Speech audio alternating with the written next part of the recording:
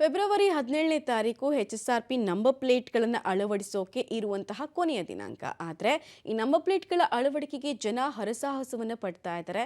ಇನ್ನೊಂದು ಕಡೆಗೆ RTO ವೆಬ್ಸೈಟ್ನಲ್ಲಿ ಕೆಲವು ಆಯ್ಕೆಗಳ ಕುರಿತಂತೆ ಜನರಿಗೆ ಗೊಂದಲ ಏರ್ಪಟ್ಟಿದ್ದು, ಡೀಲರ್ಗಳ ಸಮಸ್ಯೆ ಕೂಡ ಜನರನ್ನ ಸಂಕಷ್ಟಕ್ಕೆ ತಳ್ಳುತ್ತಾ ಇದೆ.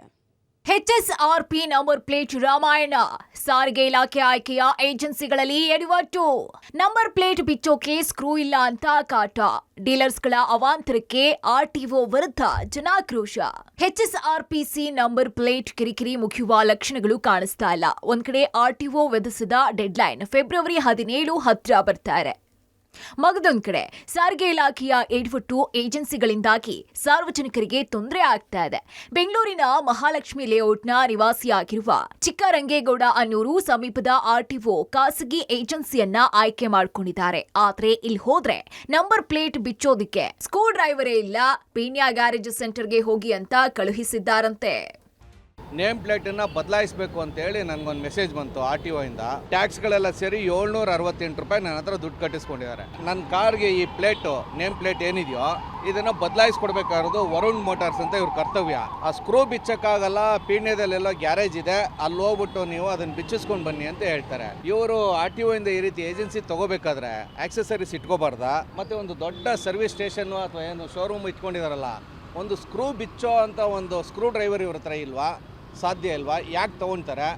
RTO ಅವರಾದರೂ ಇವ್ರು ಯಾತಿಕ ಏಜೆನ್ಸಿನ ಕೊಡ್ತಾರೆ? ಒಂದು ಗೊತ್ತಾಗ್ತಾ ಇಲ್ಲ. ಸಾರ್ವಜನಿಕರನ್ನ ಈ ರೀತಿ ಎಕ್ಸ್ಪ್ಲಾಯ್ಟ್ ಮಾಡೋದಿದೆಯಲ್ಲ, ಇದು ಅಕ್ಷಮ್ಯ ಅಪರಾಧ.